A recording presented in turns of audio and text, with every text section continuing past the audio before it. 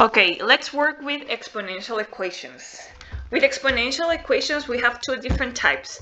The ones that we can solve by just simply rewriting our equation as powers of a common factor, or those type of equations where there are no common factors whatsoever, so we're just going to apply logarithms. So here I have a bunch of examples where we can rewrite these equations as in terms of a common base. For example, the first one is already in a common base. Why? Because on each side of your equation, you have a number with a base 2. And I'm telling you that this number raised to a power is the same as that number raised to another power. What happens here? An equation means igualdad, means balance between the left side and the right side. So if the bases are the same, what should happen with the exponents to these two objects to be the same? So obviously, also the exponents have to be the same. Because if this is the exact same thing as this, and this entire thing is an equation, meaning this left side is exactly the same as the right side, that means that also these two things should be equal. Meaning that I have now a linear equation that I can easily solve, thus x equals 4. Now, in this other example, there's going to happen something similar. First off, you have to realize, always check if the numbers you have are powers of a common base. In this case, both numbers are powers of 5. So let's rewrite the expression as a power of that number. 625 is 5 to the power of 4. And that number is raised to the power of x.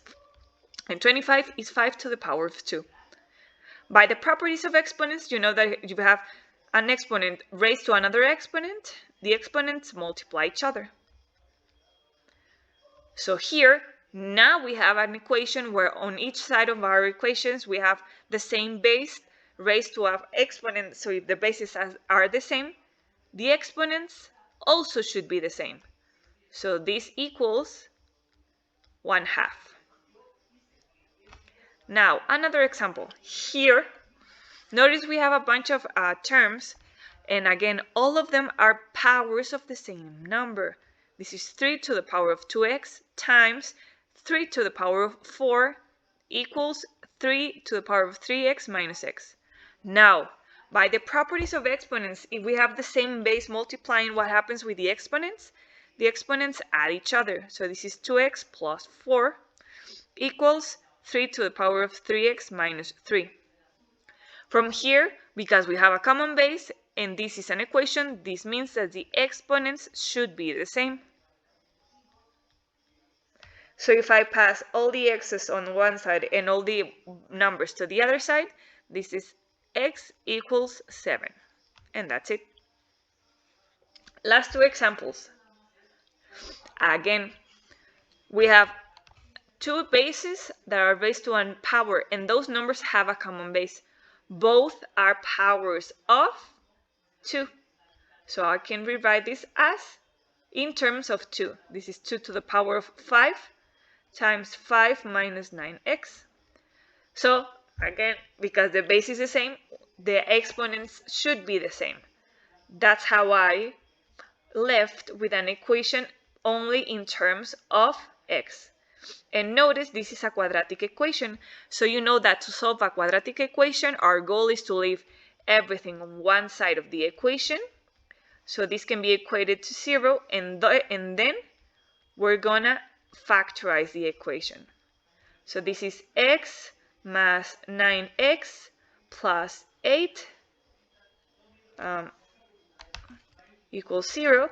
So two numbers that multiplied give me 8 and added give me 9. This is 1 plus 8. So my answers are x equals minus 1 and minus 8. So these are the answers for this equation. In this one, again, all my terms are powers of 3. So I'm going to rewrite my expression as powers of 3.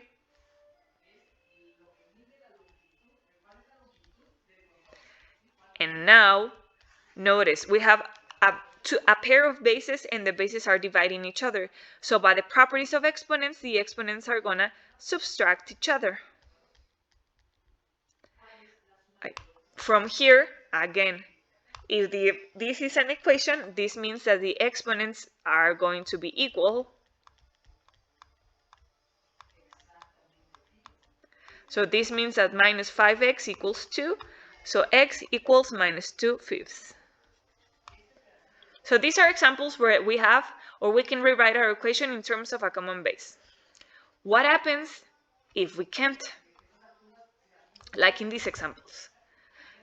The easiest way to solve these equations is just to think that all of our variables are in the exponent of our function, meaning that if we apply a logarithm, we can use the properties of logarithms to pull those exponents down.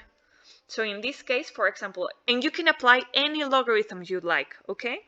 So in this case, I'm going to apply natural logarithm.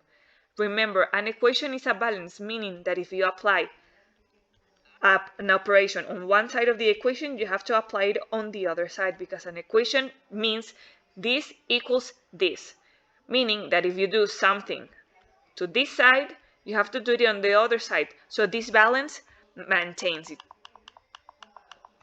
So once you have applied a logarithm to your equation, you have your variable in the exponent, meaning that using the power property of logarithms, you can pull it down. And lastly, because your goal is to isolate the x, you can just pass that logarithm dividing, and that's it.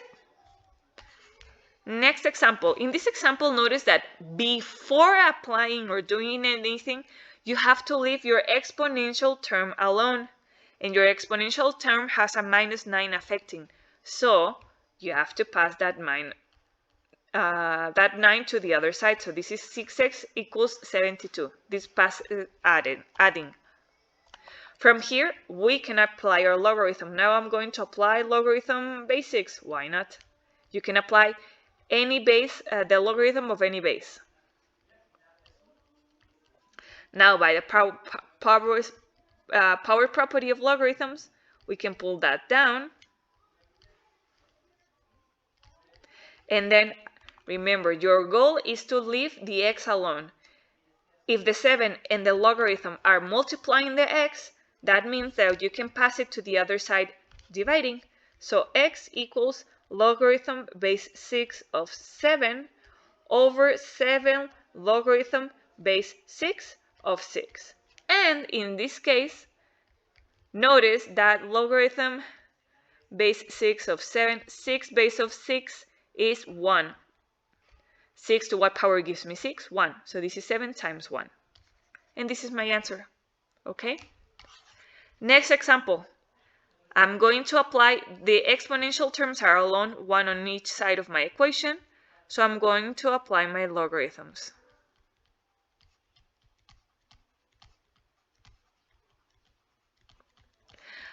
Then I can apply the power property to pull them down.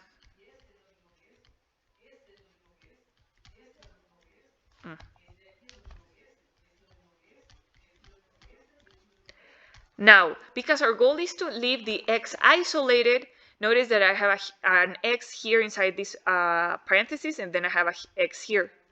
So to finish or to start solving for x, I have to first expand this parenthesis. So I have to apply the distributive property. So this is x ln of 5 plus 5 ln of 5 equals minus 9x ln of 6. 16. Now, as always, when you are solving for a variable, you want to leave all the terms that have that variable on one side of the equation and all the terms that don't have it on the other side. So in this case, all the terms that don't have an x, I'm going to leave them on the left side, and those that do have the x, I'm going to pull them to the right side. Now, because all the terms on the right side have an x, that means that x is a common factor, and I can factorize it.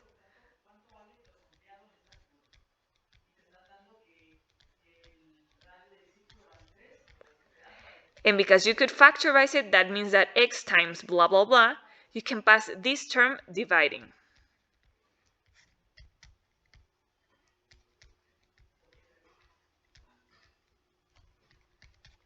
And that's it.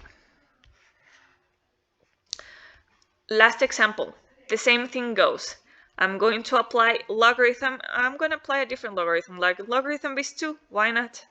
Logarithm base 2 of 9 minus x minus 8 equals logarithm base 2 of 16 minus 4x.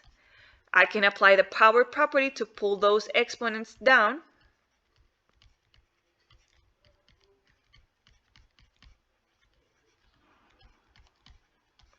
And then I'm going to expand this product. So this is minus x log 2. I'm just going to not write a parenthesis. Log 2 of 9 equals minus x, 4x, logarithm 2 of 16. Remember, all the terms that have an x variable we have to pull them to the same side of the equation. So in this case, I'm going to pull them to the left side.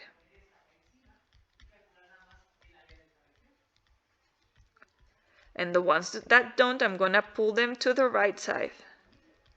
Now, all the terms on the left side have an x, meaning that I can factorize an x as a common term. Minus logarithm base 2 of 9 plus 4 logarithm of 16 equals 8 logarithm base 2 of 9. Now, because this was a common factor, this means that we can pass it to the other side, dividing. And this is minus logarithm base 2 of 9 plus 4 logarithm base 2 of 16. And we can even simplify this because 2 to what power gives me 16? That is 4. And 4 times 4, 16. So my answer can be simplified as this. Remember, you can choose any base you like, and your answer is going to be written in terms of that base. So this may change a little bit, but the answers are going to be the same. And that's it.